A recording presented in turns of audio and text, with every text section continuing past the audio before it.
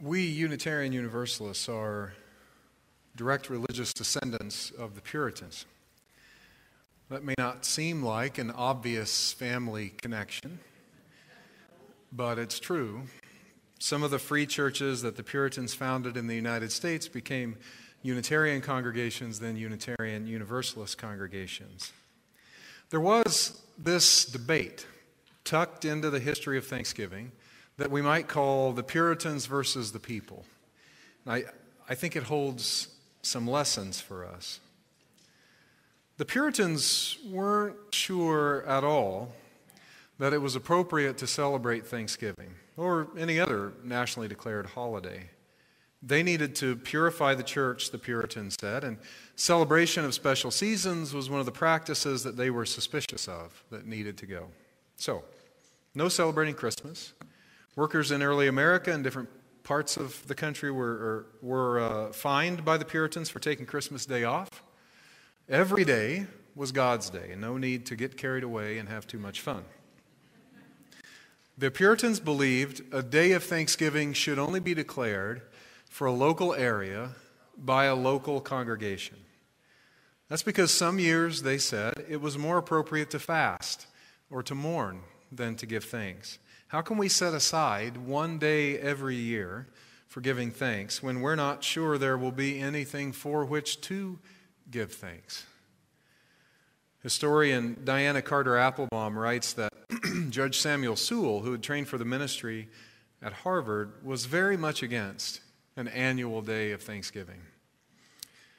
She writes, quote, Sewall's position against an annual Thanksgiving was shared by many ministers who feared that such yearly celebrations, when no particularly noteworthy beneficences had been received, would make the people overly confident of the Lord's generosity.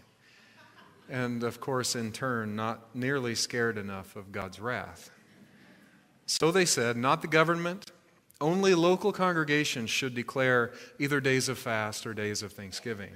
Days of Thanksgiving ought to be spent giving thanks for something. I can sympathize, to be truthful. 7 years ago, just a few days before Thanksgiving, my younger brother was killed in an auto accident. And 2 weeks after Jeremy died, my father stood at the head of the table that Thanksgiving and gave thanks for the blessings of food and family. I did not feel it. I didn't feel his prayer. I didn't connect with it. I was with the Puritans. This was not a year of Thanksgiving. A fast would have been more appropriate. But back in the 17th century, the people whose lives were anything but easy were not with the Puritans. No, the Puritans tried, as they always did. They fined young people for playing games on Thanksgiving. They crammed the day with worship. Historian Diana Carter Applebaum continues, quote, morning services, including prayers, hymns, and a sermon, occupied about 4 hours. You're welcome. The congregation then went home to dinner and returned to church for another 2 hours or so of the evening prayers and a final installment of the morning's sermon. Once again, when you look at your watch when we're 10 minutes over, no sympathy, not anymore. Applebaum says, though very pious, it was probably not very much fun. In the end, the people of New England would not be denied their yearly feast. They wanted an annual fall Thanksgiving, a harvest celebration, and they had it. In years of plenty and in years of poverty, they gathered to give thanks for life and food and each other, and we continue that practice today. But the Puritans' stance leads me to ask this morning, is gratitude a response to circumstances, or is it mainly a practice, a spirit to be cultivated in times of good and bad? I told you that in the weeks after my brother died, I didn't feel like joining in my father's Thanksgiving prayer. And yet it didn't take long for gratitude to find me. 2 months before he died, Jeremy and I did something we didn't often do. We sat in a spot that we both loved and we talked about important things. Family and politics and healthcare reform. He was a healthcare executive. I'm a bleeding heart liberal. It was a spirited discussion. And I thought not long after that Thanksgiving, I'm so grateful we had that experience. I couldn't have known beforehand how important that day would become, what a blessing it would be to me in the days after Jeremy's death and even now. I didn't set up that conversation on purpose. Life or God or the universe provided that moment, and for that I'm grateful. This whole gratitude question reminds me of a story that I've told you all at least 2 or 3 times, but the good ones need to be repeated, and so I'm going to repeat it this morning. It's a Taoist story. An old farmer who had worked his crops for many years. One day, his horse ran away. Upon hearing the news, his neighbors came to visit with cakes and wine. They were so sorry for him. Such bad luck, they said, and shook their heads. Such bad luck. But the farmer was cool. He said, maybe. The next morning, the horse returned and brought with it 3 other wild horses. Well, now the neighbors wanted to share in the old farmer's joy. He was suddenly wealthy. So they came around to his house again with more cakes and more wine. How wonderful, they exclaimed. But again, the farmer was pretty chill. He just said. The following day, his son tried to ride one of the untamed horses. It threw him and broke his leg. And the neighbors, who were now surely getting tired of going back and forth, this farmer had a lot going on. They came again to offer their sympathy on his terrible misfortune. We are so sorry, they said. What bad luck. Well, by now you know the farmer's response. Cool as a cucumber, he said. The day after, military officials came to the village to draft young men into the army.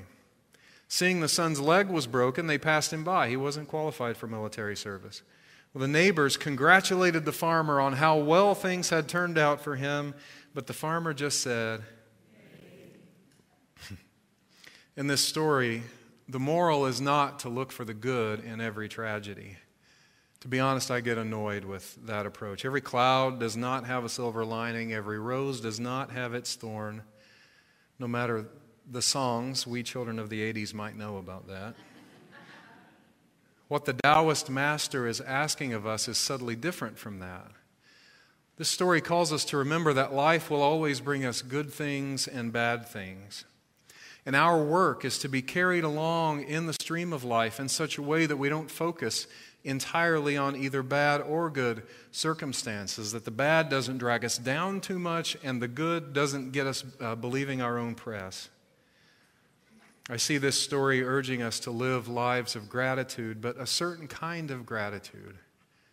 A gratitude that is detached from the up and down circumstances of a life which will bring rain and sunshine to all of us.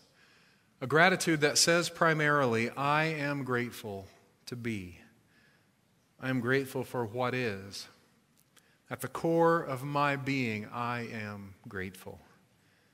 That is a gratitude that has great faith in the ultimate goodness of life. And it's a faith which remembers that we are not in control of all the circumstances of our lives. Too often we echo the words of the elder sage Bart Simpson. You know, Matt Groening, who created The Simpsons, is a Unitarian Universalist. Watch some episodes with an eye to that knowledge. In one episode of The Simpsons, one of the Thanksgiving episodes, Bart offers the following prayer over the Thanksgiving meal. Dear God, we paid for all this food, so thanks for nothing.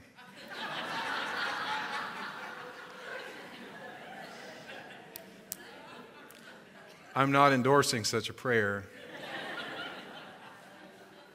See, I think we are not actually the all-powerful beings we often think we are. We can plant the seed, but we can't make it grow.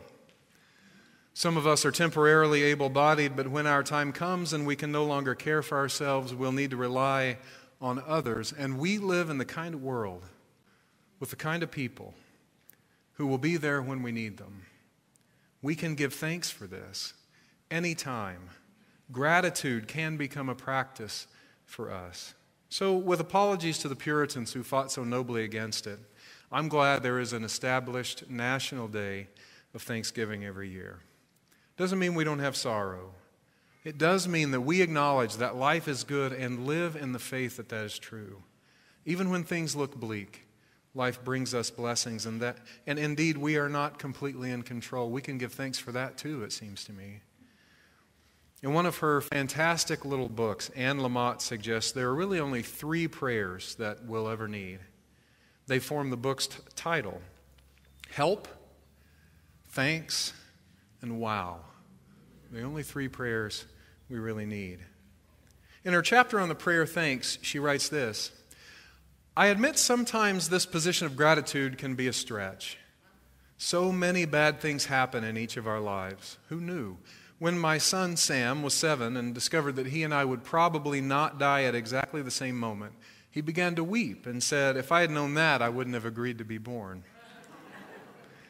This one truth, that the few people you adore will die, is plenty difficult to absorb.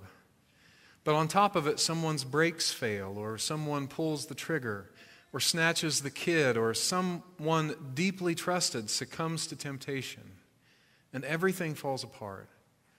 We hurt beyond any reasonable chance for healing. We're haunted by our failures and mortality, and yet the world keeps on spinning. And in our grief, rage, and fear, a few people keep on loving us, keep on showing up. It's all motion and stasis, change and stagnation. Awful stuff happens and beautiful stuff happens, and it's all part of the big picture. She concludes, in the face of everything, we slowly come through. We manage to make new constructs and baskets to hold what remains or what has newly appeared.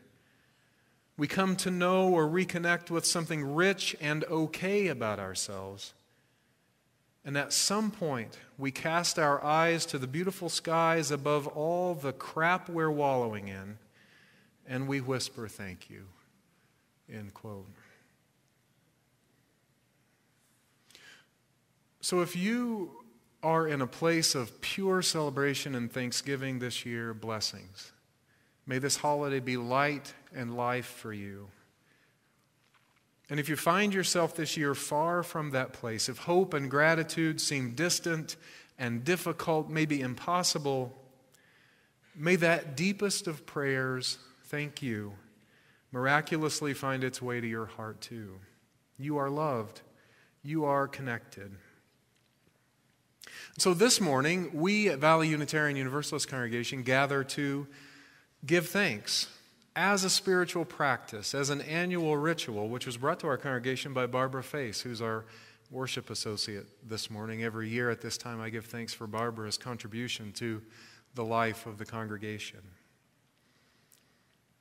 May thanks be yours in good times and in bad. Gratitude.